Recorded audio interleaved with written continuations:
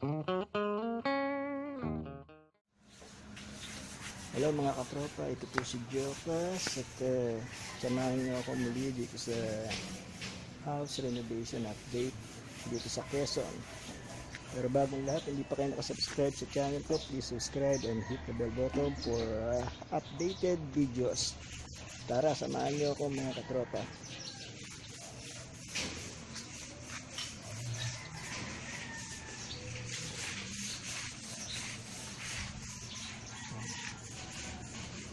Ito na po ang matatapos, magka 3 months na po yan.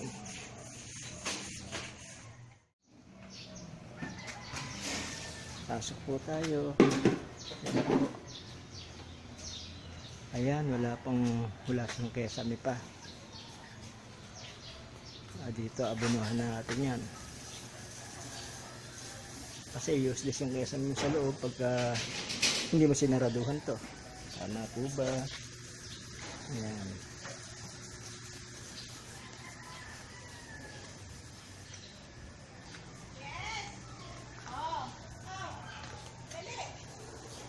Ito, hindi na lang nalagyan ng tubo. Ayan, sinasabi ko dito. Hindi po ba? Kailangan to, may sinepa. Ayan, sa taas, sa kapila. Paano siya maglalagay ng sinepa rito? Nakapantay yung tubular niya sa yero, sa bubong. O, tingnan niyo. Palagay ko mali eh. Diyan, ito yung adulot sa loob. Tumatagas pag malakas. Ginawa niya, kinat niya yung ano. Kinat niya na lang yun. Ito na lang niya. Pinaano, tulo. Kasi nga umapaw yung, ang palagay ko, ang diferensya, kakaunti yung nakapasok na yero ng alulod ng gutter. Ayan o. Ano na, tapat lang sa ano yun. Pantay lang siya sa tubular. So, kailangan siguro ano pa siya. Tinipid niya yung ano. Mali yan. Initor natin ng tubig. Ang tangke natin.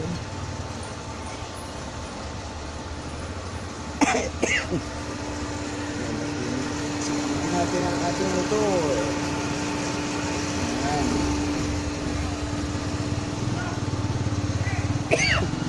Ito kung instalasyon itong tangke na to at motor, inabot po ito ng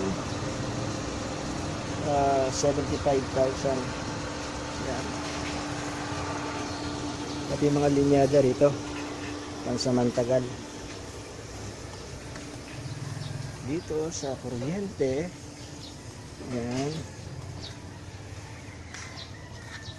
pagawa kami ng poste. Ayun. Then yung poste inabot ng 5K, instalasyon 6,000. So almost 12 din yan. Itong site na to, gawin natin garahe. Yan, kasi sementohan natin yan at bigyan ng bubong. So magiging garahe na yan. Ito malaking gastos pa to. Yan, paupahan.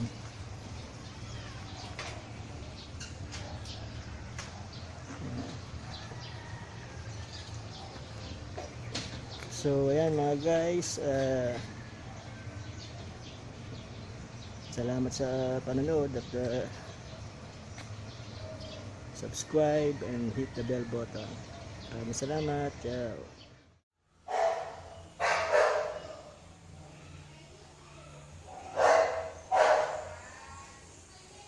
So ayan na po mga guys, ito na kagaya yung sinabi ko kanina, mali itong pagkabit ng knob na to. Kasi nasa loob yung stainless na ano, magiging mahirap yung pinagtindi po ba.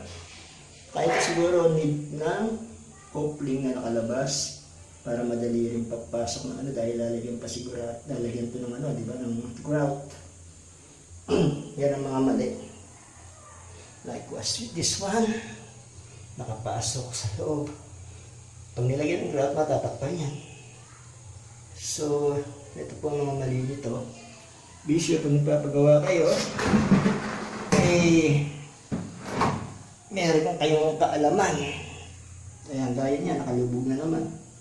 No, pag nilagyan ng kanya, kailangan po niya lagyan ng coupling. At ang mali pa rito, kudra na yung pag-cut ng tiles. Dapat yan, kahit paano, ni-round man lang, diba?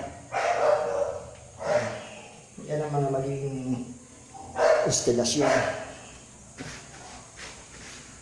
Ito, sa PVC door, hope na tumagal to.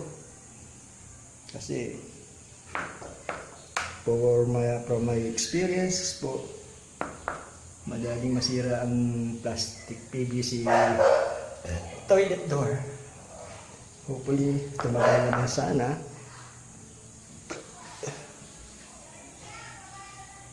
Ito po ang master's bedroom. Yan. Dito, sa space na to, bala ko, lagyan na lang ito ng small bar. Lagyan ng ano dyan, counter. Kahit dalawang chairs, okay na. Ito po ang kwarto na ng anak ko. Kwarto ni AJ. Yan ang aircon, gawa na rin ng electrical outlet, ilaw. Ito, isa pong ayan, minamasilan nila kasi maraming butas yan. Yung door jam na yan. At ito pong mga tiles, lalagyan pa ng grout to. So, siguro kakatatanggalin pa yung mga sulok-sulok niya para magkaawang at maipasok ng grout. Dito, ito yung lababo. Ayan, okay naman. Pero ito, gaya nito, another one po. Wala na naman siyang coupling para pagpalit niya. Lalagyan pa, kailangan to ng grout. Ito matalas. Ito yung mga pinagputulan ng tiles. Semento po pinagawa ko kasi para sa akin mas matibay yung semento. Yan. Tsaka menos. Yan po. So siguro lagyan pa rito ng ano to, mga seroho, ang gilid side na yan. Ang iniisip ko lang dito, paano po lalagyan ng cabinet yan?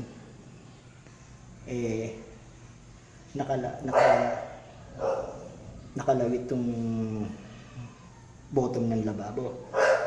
Pero sa mga nakita ko, dapat na at least mga nakapasok yan eh. Hindi po ba? So, any suggestion po kung paano makakapagkabit ng lababo, ng ano rito, ng cabinet. At saka ito pong ilalim ng lababo, normally dapat elevated po, diba? Sa flooring. So, any suggestion po kung tama yung sinasabi ko. Sa mga nakakaintindi po dyan, yan.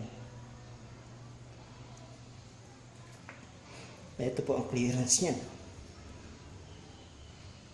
Clearance na, makikita natin ang clearance sa ang iniisip paano magkakabit ng lababo. Lalo na dito sa side na to. O, ayan. Ayan ang lababo. Kaunting-kaunti na lang.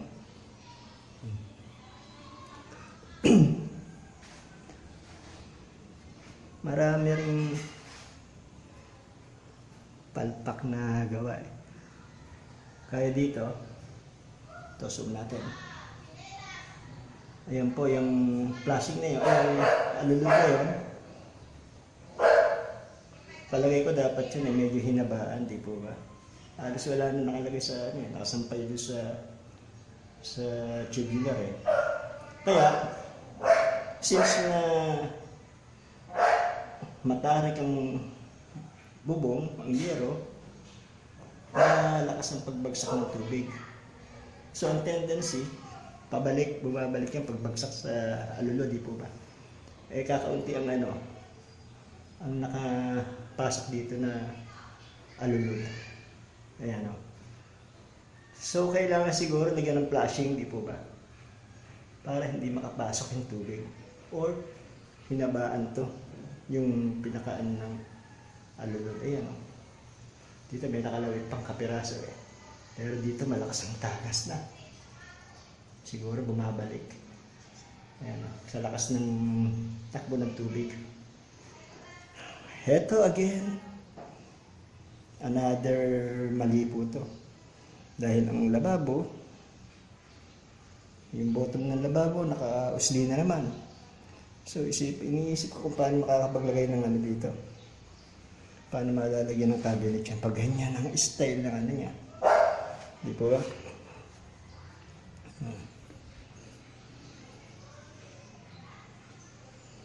Hindi ko malubos maisip kung paano gagawin yan. Ito, dito naman po, ayan yung alulod eh.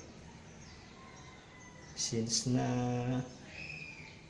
nag-overflow sa loob, kinat niya na lang doon. At ayan, itsura.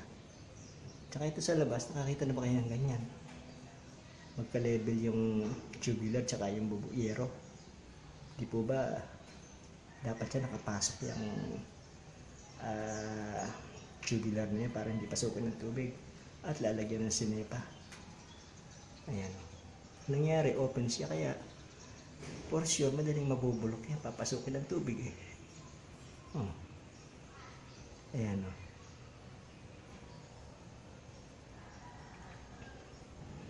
Then, ito pa, pagkakamali. Yung outlet ng tubig sa loob, sabi ng CR, nakalimutan daw lagyan. So, nagbutas na naman sila. Ayan. Problema nito, ano na naman sila ng linyada. Nakalabas na ngayon yung tubo. Yan ang mga palpakan. Maraming Kaya, guys, kung kayo magpapagawa ng bahay, be sure na may nalalaman kayo at nakatuto kayo. Kasi minsan hindi naman din perfecto yung kahit mga engineer yan.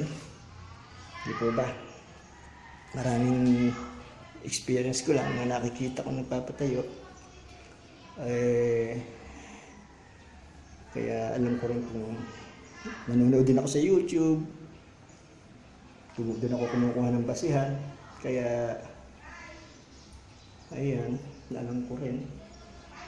Kakaiba eh.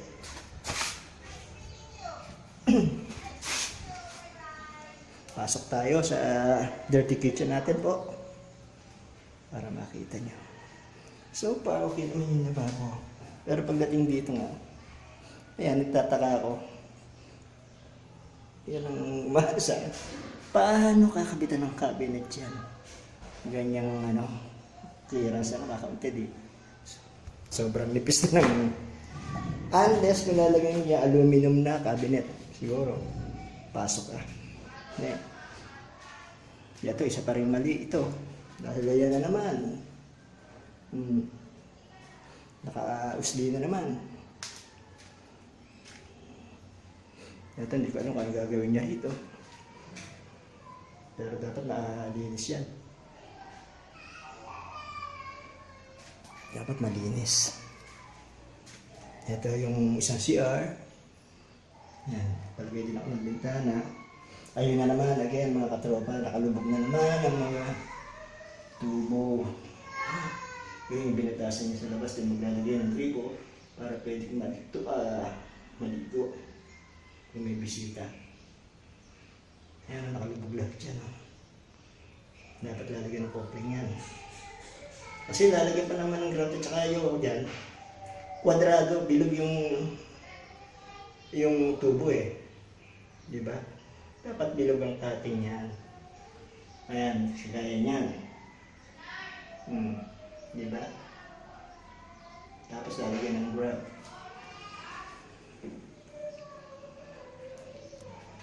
Dito, medyo kinapos pa ng grout. Wala pa yan. Hindi pa nalagyan. Wala pa yung idoro. Wala pa yung mga lababo. Wala pa yung mga gripo. Ito, hindi pa nakikesame yan. Fully. Pero yung kesame ko hanggang dito lang. Yan. Ganyan lang kasi dito. Open yung may plastic roof tayo. Ayan. Para maliwanag. At kahit pa paano may singaw, yan na po. Ito, hindi ko alam kung anong gagawin ng engineer dito. Bakit? Nagkaroon pa ng butas dito. Pero dapat may saksakan dyan. Ayan. Yan ang kabuuan ng bahay natin na pinapagawa.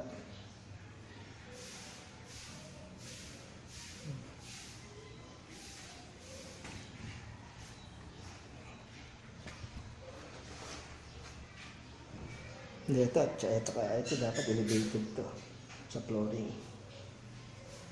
Elevated yung ilalim ng lababo. Diba? Yan, ano rin yan. Yung kung anong gagawin niya, dapat yan naka-elevate. Ang pinakaano ko rito, concern, itong pagkabit ng lababo. Paano niya gagawa ng cabinet yan? Kakaunti na ang clearance. So. Siguro magbibitak siya, pero hindi. Ito nakausli eh. Kaya alam ko ang gagawin niya dyan. Paano cabinet pag lalagay niya dyan?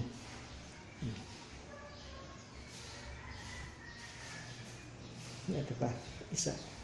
Dito sa labas tayo. Yan yung labas. Dapat yung wire na yan, meron man lang tubo. Kasi sa motor yan eh. Wala siyang safety oh.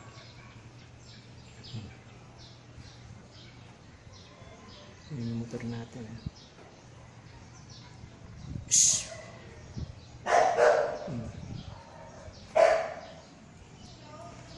So guys, hanggang dito na lang po at be sure to subscribe and para updated kayo sa video na to at sa pagpapaayos ng bahay. Renovation lang po ito. At 3 months na pong mahigit ito ngayon na ginagawa. Ang budget po namin ay 400 package na po yun lahat dahil kumuha kami ng contractor. Pero sa tingin ko maraming kulang. Dito, gaya dito sa kesame, palalagyan ko ng kesame dito sa labas. Ayan. Walang kesame yan, butas yan. So, gastos pa ako dyan. Abunuhan ko na yan. And likewise with this one. Dito. Dito naman, mali yan. Kita ko yung ano. Saan kayo nakakita ng tubular na ka-level ka, pantay ng bubong. Di po ba? So, comment lang po kung ano yung mga pagkakamali. Doon sa mga nakakaalam dyan. Para malaman natin kung ano dadagdag natin o tukikin natin. Yan. So, nandito na lang po mga katropa. Ito po si Jokas. And maraming salamat. And subscribe. Hit the bell button for updated videos. Ciao.